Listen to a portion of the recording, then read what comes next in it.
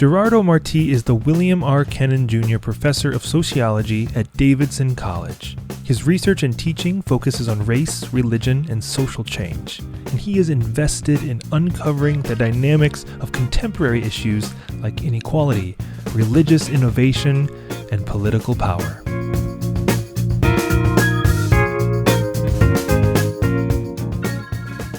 Hello, everyone. This is Trip, and today, as part of this wonderful online summit, you get to meet a sociologist of religion. Oh, that's right. He's a sociologist who studies religion at Davidson in North Carolina, my friend GerardoMarti. How are you, Gerardo? Really good. Good to be with you, Trip.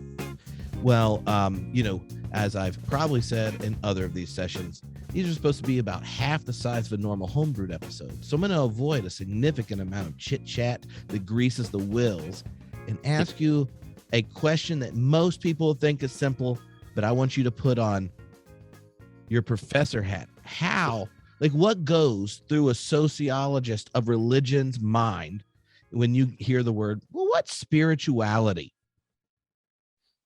Well, spirituality for us has to do with some understanding of how people relate, usually to the sacred, but even the sacred has become a very tricky term to define. So overall, it's mostly the idea that people are not a part of a regularly structured, institutionalized, organizationally, written down, fit, regularized, formalized kind of organization, and are connecting to something in a much broader way.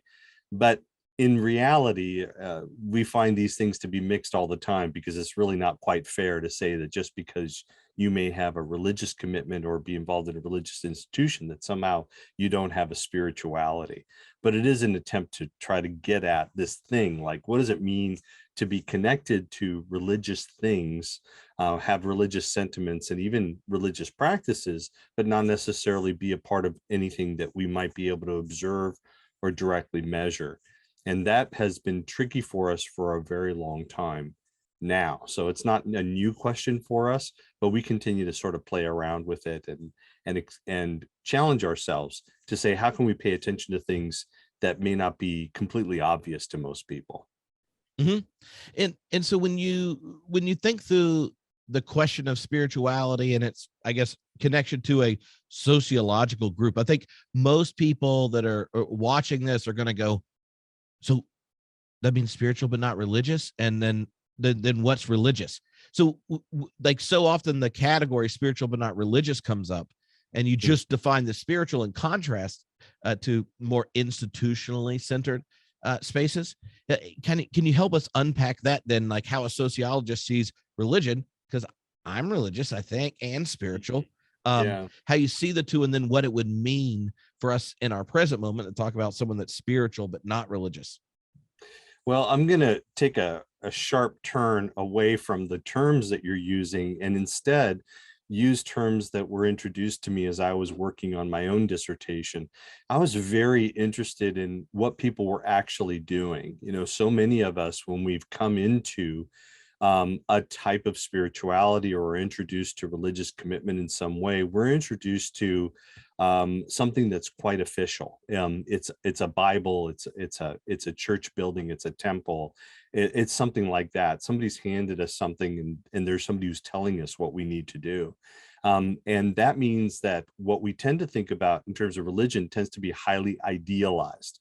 This is what Christianity is supposed to be, or here's the book or the pamphlet that's going to tell you what to do. You and I have talked about the 4 spiritual laws before in a previous conversation. So there are formulaic responses, but as a sociologist, I became very interested in what people were actually doing. And the term that we started to use was the notion of lived religion. So there are a lot of historians, a lot of sociologists, social scientists, and an increasing number of theologians who are trying to step away from what the official line is, or the dogmatic inheritance that may have been given over the centuries or out of particularly charismatic religious leaders, and say, okay, what's actually happening? And what that does is it breaks us open to realize that when people may go to the beach, even if it seems to be like a vacation, they can deliberately have spiritual experiences. Or if there are people who regularly walk their dog, that may be the quietest moment that they have that they used in order to engage, with their notion of the spiritual. So lived religion really takes us away from trying to dichotomize these terms or have to choose between them. Am I using this right? And instead direct us to how are people actually living their lives? And what does that then challenge us in terms of how we think religion should be working, even if we're using spirituality, how spirituality should be working versus what people are actually doing and living out and describing for themselves in their practices and even in their own subjectivities. Mm-hmm. I think that concept of lived religion is really helpful. And I imagine when you start to look at it, that there are trends if you do a kind of lived religion analysis over where they really change. And I know from some of our previous conversations, you've investigated that specifically in the Latino American experience in America. You've done academic research on the emerging church movement, on the rise of the religious right, the Crystal Cathedral, and things like that. And people can go look at those works, and those are large academic works digging in on those issues. But when you think of lived religion as a category, and then you go in to look at these changes and trends over time, how would the I don't know, like, pie chart of what lived religion looked like, say, a couple generations ago to today? Like, where are the changes going when you dig down in all those different communities across American religion? Well, that's a really interesting question to me. Much of today I was spending in the 19th century looking at the experience of African Americans. And something that I think that we are well aware of is that there are certain experiences and certain practices that have not been recorded for our benefit. And so in that sense, we are having to decipher and sometimes read between the lines in order to look at the absence of what's been stated to try to get at what was actually going on. So there is a sense in which you might want to say that things have changed over the past couple of generations, but one of the key, I think, differences in scholarship today is that we are not readily accepting what previous generations may have said their religious practice was. And you and I both know that there are books and discussions and new revelations about what's happening in back rooms, about sort of confessional takes or shameful, sometimes very distressing kinds of things that we learn. And that, I guarantee, those things were not what was talked about at the pulpit or at the board meeting or in newspapers, projected on television or even on radio. So there's a sense in which a part of us is really trying to move away from the things that we have said to really trying to discern what was actually done. And that means that we are getting a much broader picture of religion, for example, among indigenous peoples, of course, African Americans, but other groups as well, women and women's religion and spirituality. So all of these things are still really hot and important for us to try to recognize, and it's very much ignored because religion is typically not taught in our schools.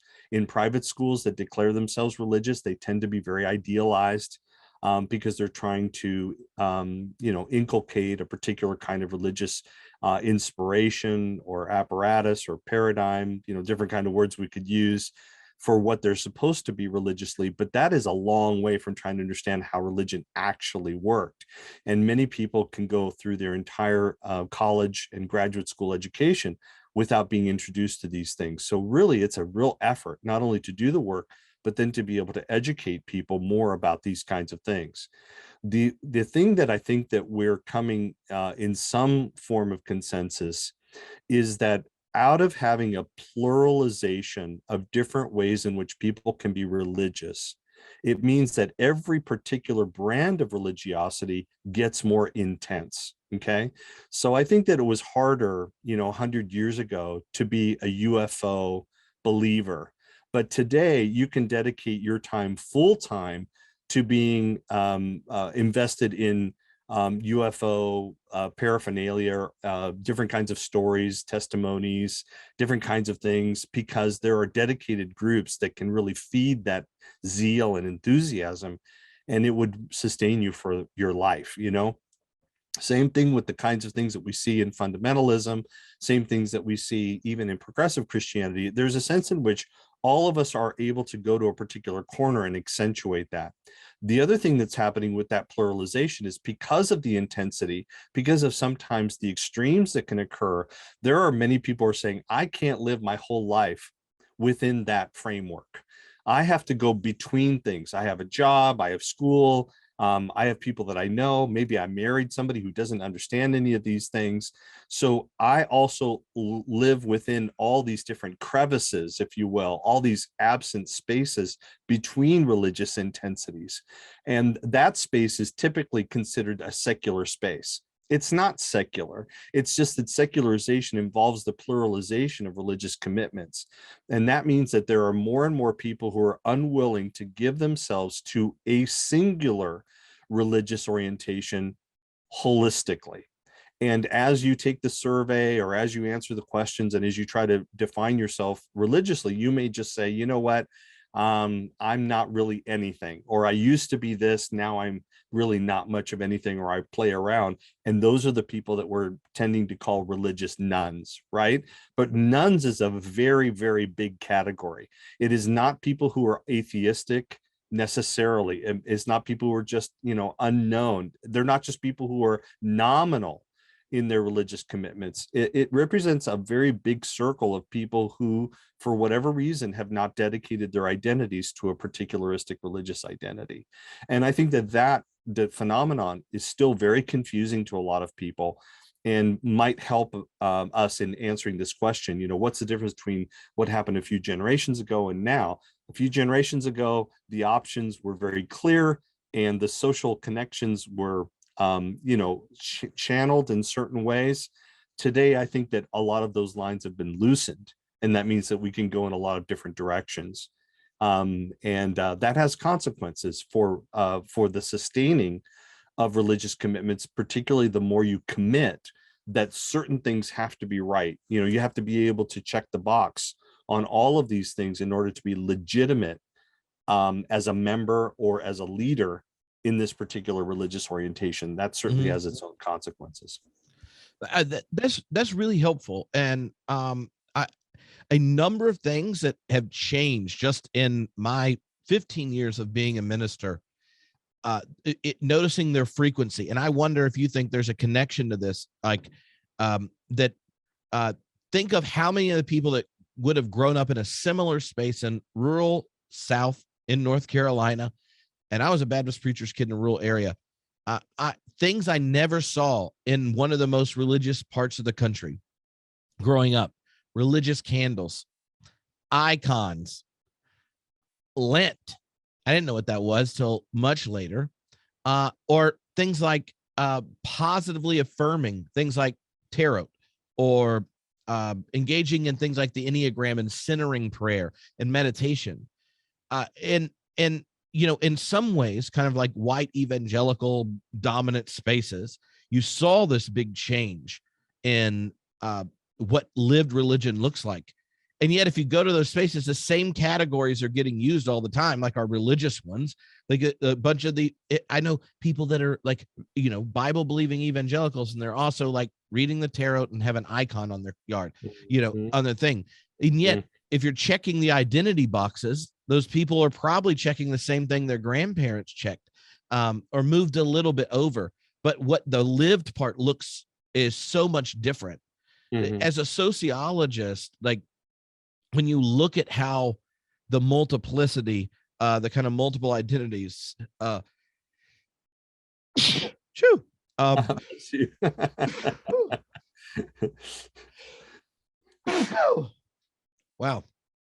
All right, I'll repeat the last part so the editing's easier.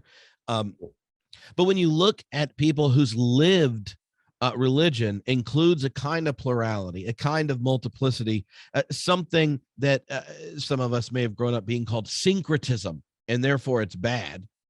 Right? If we acknowledge the lived religious experience of lots of people in traditions, but also have this plural mixed syncretistic practice, what do you observe on that, and what would you advise those of us leading a particular tradition to do, to one, acknowledge that's real, but also engage it in hospitable, learning, growing ways rather than shunning, critiquing, judging ways?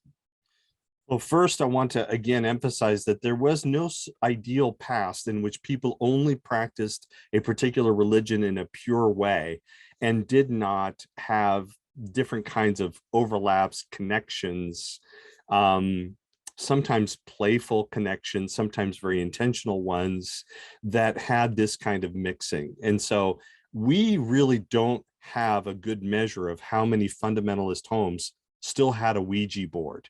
We don't really know exactly how many people who claim to be Orthodox and yet still visited a palm reader or read, astrology every day to see what was happening with their sign or other kinds of things.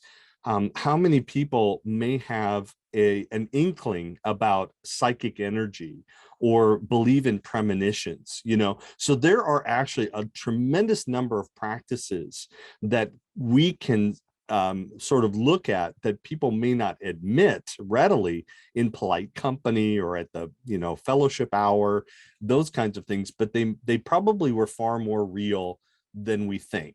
And that's where, when we do surveys, it's always surprising that when you check every box that would be ideal, like people who actually only do certain things, it becomes a very, very small number of people.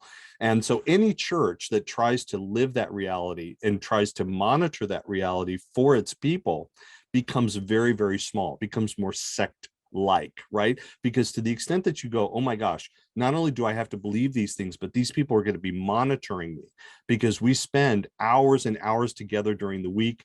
I'm in their homes, they're in my homes. There's no room for privacy because you're not intended to be a private person in that regard. And that's going to be much harder to sustain, right? So to the extent in which we go, okay, real people don't live this kind of pure, that's just not what happens. We need to then take into account the fact that people are trying to figure themselves out in various ways. Children may not be staying with what their parents had taught them. Parents may not even be together anymore. People who are together in one social setting may shift and become something else in another social setting. So I think part of it is that I think that most religious leaders have dedicated their time to trying to make sure a person becomes the purest expression of a singular religious commitment that they have somehow agreed is the best one, is the one that is the purest, best, most true. But what we really need is leaders who help us to navigate the multiple worlds that we actually live in and the multiple engagements and the multiple relationships that we have. Because to the extent to which I'm supposed to be pure, you're trying to deliver me, giving me escape or perhaps a refuge away from the messiness of everyday life, right? And the only role that I'm supposed to have is to proselytize someone else to that purity, to sort of make that grand leap. And people who are in distress and people who have nowhere else to go, they may very well make that leap. They may become that convert. But by and large, most people have had to wrestle with the fact that things aren't quite as pure, that they're not as pure as they thought they were, and that the people around them aren't, and learning how to navigate that space. So learning how to navigate pluralism and to be able to express the sense that whatever God is, whatever reality is, it is going to be much greater than anything you and I would ever be able to grasp, right? Whatever that world that exists that is beyond our perception, it's going to be much grander than the formulaic responses that we've had to try to get it right. And so it is in part our humility to help people know how to navigate a world and a reality that is much greater than anything that they would ever grasp. And for us to make good faith efforts that we're trying to live that in the best way possible, responding to things as we can. But one moment that you say, I've got it right, this is the way to do it, that's when I think things turn really sour, because at that point, then it becomes more authoritarian. It becomes more related to power dynamics. It becomes far more controlling. And that really doesn't tend to be conducive to healthy relationships or even to a healthy self. So underneath that, I think, is a challenge to how a lot of true believers in any tradition, especially the ones that get selected for in a religious context, end up in charge of denominations and congregations and such, how they experience their religious identity, and how so many of their congregants will negotiate it in a different way.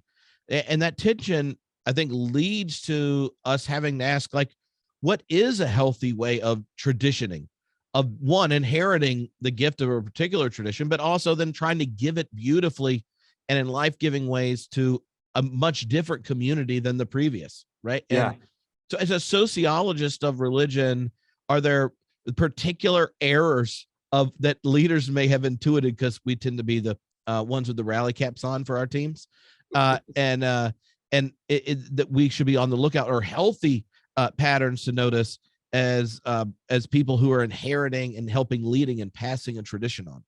Yeah, I love your question, Trip. I love the way you're approaching it. I want to introduce a term, a set of terms that come from Irving Goffman. I found him to be tremendously helpful. And he talks about front stage versus backstage regions. So follow me for a moment. I, like you, have been in ministry and have also participated in the depth of like real stuff, the real stuff that happens in the back rooms where no one else is looking. Okay. When all the leaders, the people responsible for things, are getting together to kind of figure out, what are we supposed to do next? That next thing might be, what's the next service? What's the next retreat? What's the next, year of programming? But that back room is usually a very, really interesting space. And every person who is a, like an enthusiastic, really good person who has served faithfully as a volunteer and is admitted to come into that leadership space is usually shocked, because they're shocked at what they talk about. They're shocked at what they drink. They're shocked at how they talk to each other, right? I mean, I remember once when I participated in a summer program, and it only took 2 days, but they were talking about getting donuts. They said, do you want to get donuts? And they were deciding back and forth, and they finally said, should we tell him? And now I know I'm in the back room, right?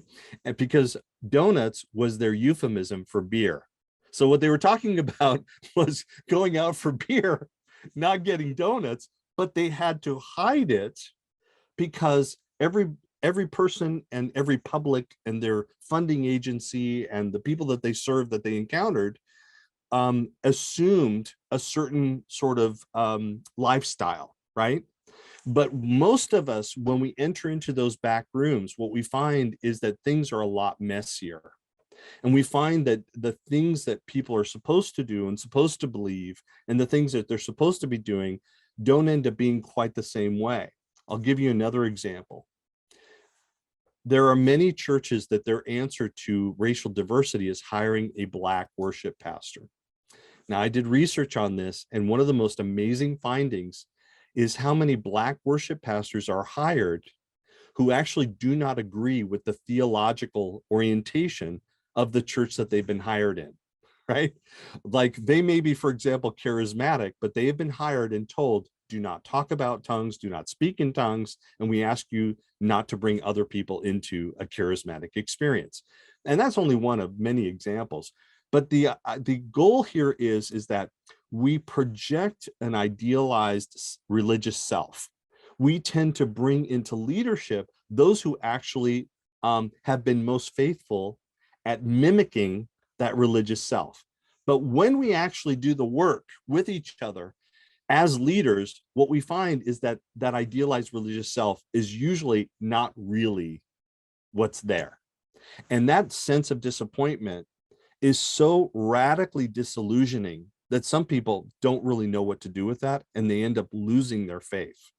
So what I'm pitching here is, I think that leaders know that we are not nearly as pure as we project ourselves to be. And so I'm not saying that we can't be faithful in our ministry or faithful to developing our spirituality and progressing in terms of what we're supposed to become. What I am saying is that there needs to be a different orientation for what we mean in being faithful to that.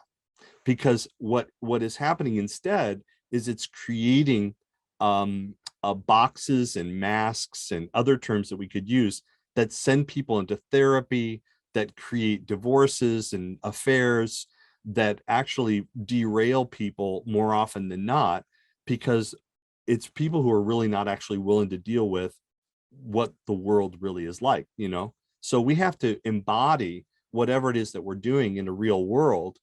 And maybe that's part of the issue. It's not easy to solve that. I realize that there are ethical issues, there are constantly shifting concerns, and we're still trying to wrestle through all kinds. We could list so many different things in front of us today, but in doing so, we have to be more honest that that's true, rather than trying to, cut the cake or squeeze things into a little box and say, see, it's neat, this is what God intends. I just don't think that that's really working for us. Oh, I mean, it's definitely not working for us. And I think when you're in an experience and that those demands are put on you, it can be like no one feels good about it. It's who's willing to admit it, and then what does the world look like if you do? And I realized early on in ministry, it wasn't because the ministers thought they were faking things to each other. It's because they realized how many of their congregants needed you to perform the image they have of like the perfect minister that has the perfect minister family and all that kind of stuff. I mean, I first experienced that as obviously as a preacher's kid, but as a minister, it became awkward how many times just being open, honest, and vulnerable, it puts you in predicaments as clergy. Now, having a podcast before you started working at churches does mean it's easier for me to do it, because it's not like it wasn't already on the internet. You already knew so many things. But that has led me to realize how many times, if I could make things disappear to just save myself an email campaign about my new heresy, I would have. And so I kind of get even more how tempting it is, because it's not just saving you trouble, right? As the minister, there's also something going on that I'd love for you to help me understand is there's a new anxiety, or maybe more people have it, that they need the leadership to have some type of authority, some type of clarity and finality. And if you're just honest about your own doubts or struggles or things like that, they feel threatened. And I've heard so many ministers, and just facilitating a lot of learning groups over the last couple of years through the podcast, who have that feeling where they realize that in some way they're performing faith for congregants, and the congregants then just really don't want the real them. That's right. Well, if we are trying to make some contrast between what happened, long ago, and I don't mean 2 generations ago, I mean like hundreds of years ago, maybe never though, but hundreds of years ago, we might have had a time when the expectations for who we were supposed to be were very stable, and we were surrounded by people who only had one idea of what we were supposed to be, and that's it. Now, part of the modern world was actually breaking free of those restraints. We want the freedom to develop and be different, right? We want to be able to choose a path that makes sense for us, not to be dictated to what I'm supposed to be according to the things around me, right? Maybe there wasn't as much mobility before. Now we want mobility. We want to be able to move around. Okay, so having that mobility, having that sense that we are facing multiple different audiences in multiple different situations, the modern world has forced us to have new skills. And those new social skills is, how do I treat the stranger in front of me now, right? And so I know when I go to the coffee shop, this is the Gerardo you're going to get, right? And that Gerardo is not the same as the Gerardo that you get when you come into my classroom. And that Gerardo is not the same as you get when you're at my kitchen table, right? So the different, I actually possess within me a number of different people that I have cultivated in order to be able to interact in my day-to-day life. And there are radical differences in intimacy, self-disclosure, aspects of myself that are relevant at the moment, all those kinds of things. And that is the world that we're living in, right? So having to craft a cohesive biography, who am I, despite all of these different situations, becomes an incredible challenge. So that is part of what we're living through as leaders. Now, if we try to see it from the standpoint of congregants who really hope to solve this dilemma, how do I figure out what to do in my life? Then I might try to move into what appears to be a morally superior or maybe a morally satisfying, universe. And that universe is centered usually on a charismatic leader, someone who has to bear the charisma. And that charismatic leader bears the brunt of having to sustain that image. But charisma, as Weber described, is notoriously unstable. Charisma is not easy because you have to keep renewing it over and over and over again. And so that's why we created roles rather than only living on charisma, because charisma requires so much energy and it can be dissipated and discounted at almost any moment. So the pastoral role can become a stable form of charisma, and the more you keep distant from people, the easier it is to sustain. Something that we saw, for example, in the life of Robert H. Schuller, which we wrote about. Robert H. Schuller projected an incredible amount of warmth, but he also had an incredible amount of distance to the normal everyday person in his congregation, right? So all of that is that there are people who require some aspect of trying to figure out who they're supposed to be, so they may cling to a congregation that will give them an identity package. It will simply say, this is who you're supposed to be. And we have lots of books that talk about these kinds of things, right? But as a leader, it ends up being different, because as a leader, you're the one who has to manage it. And you're the one who has to come to a belief, an understanding that you yourself do not embody this singular role 24/7. So as a leader, you also have to manage, at what point do I need to be pastoral? At what point do I have to be this leader? And at what point don't I? And so that's why vacation, escaping where you're not going to run into another congregant might be your image of bliss. But as a sociologist, what I'm telling you is you're trying to get some relief from the constant expectation of something that's inherently unsustainable. What do you think, Trip? Yeah. No, I think that's really helpful. And because we're not going to talk 2 hours, I've avoided detours with this conversation significantly. I even passed on you when you made the UFO joke earlier. When you were like, well, 3 generations ago, there wouldn't be this many people that believed in a UFO, and I was just going to start singing the Larry Norman song for high quality Jesus people joke, and I passed on it. And that's my favorite of the 4 or 5 jokes that would have been interjections. I pass on. Oh man, that's great. The thing that that I would love to hear is, as you're giving us this picture of how sociologists of religion is thinking about our present moment and like looking at the changes, starting to tend to the way it's expressed and kind of a lived religion. And you look at that, what have you seen just in the classroom? Because a professor that introduces religion gets to figure out what Americans, teenagers sound like when they leave homes and how they understand a religious identity differently, and things, the kind of questions they carry that drive them, and that kind of stuff. When you think of having met year after year for at least 3 years, you don't have to tell us how long you've been doing it, but when you start to see, year after year, the people that have been formed by the religious marketplace of America going into adulthood, what have the changes been over time?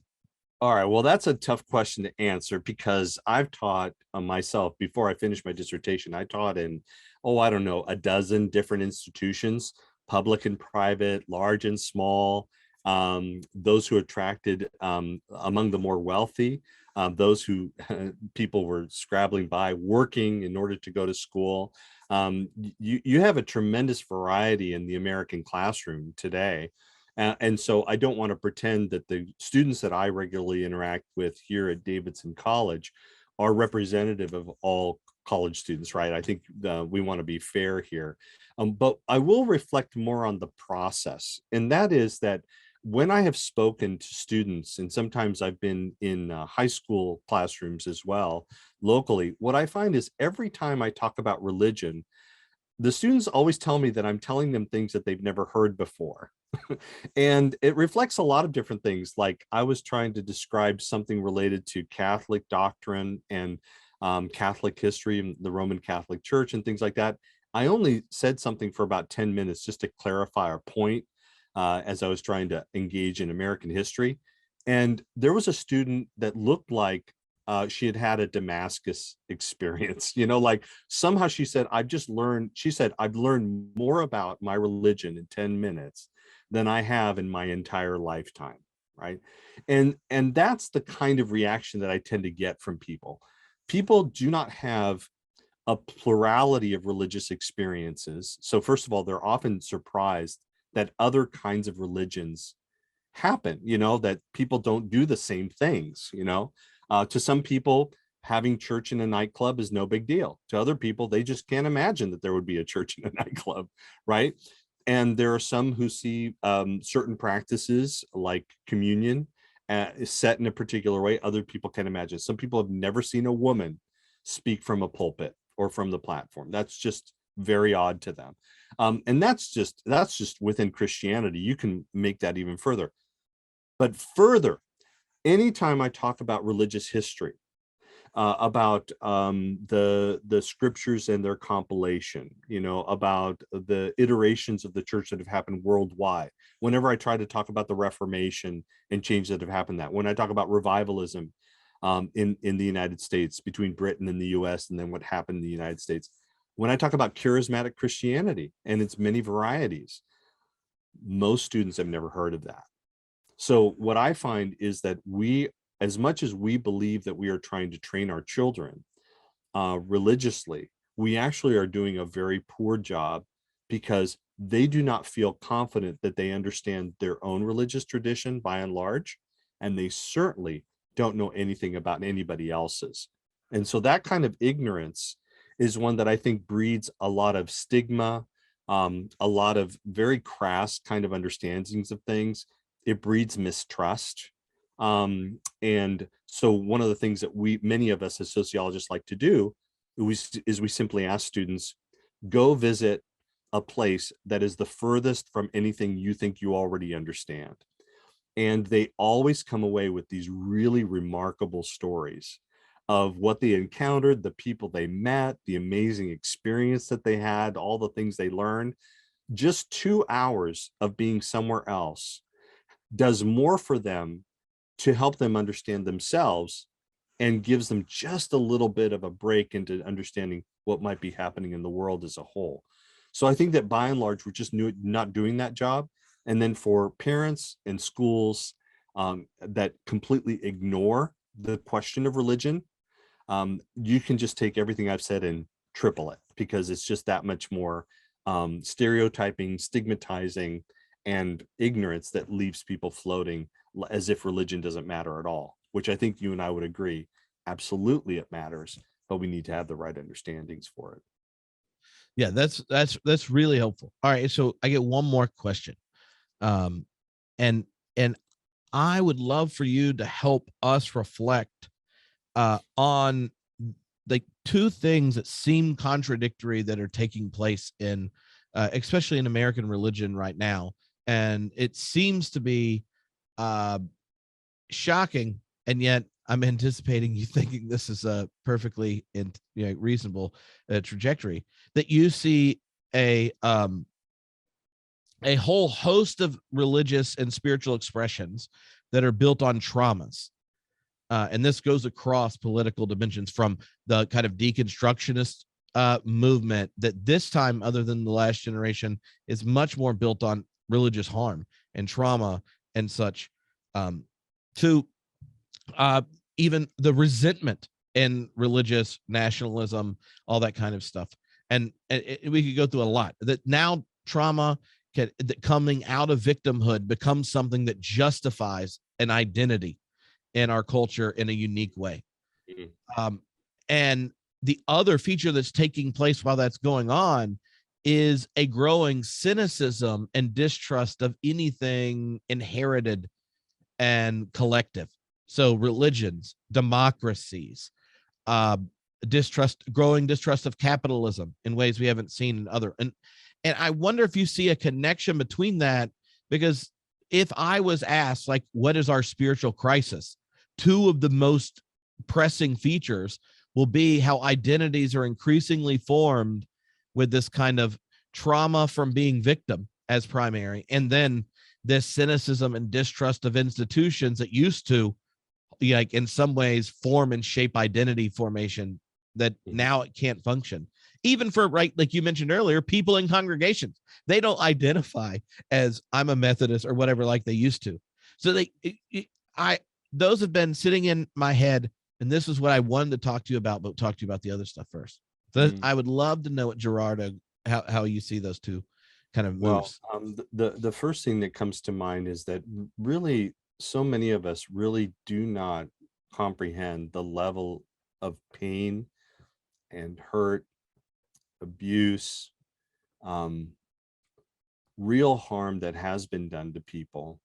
And of course, there are people who are leaders and trying to facilitate and work through this who have also experienced that.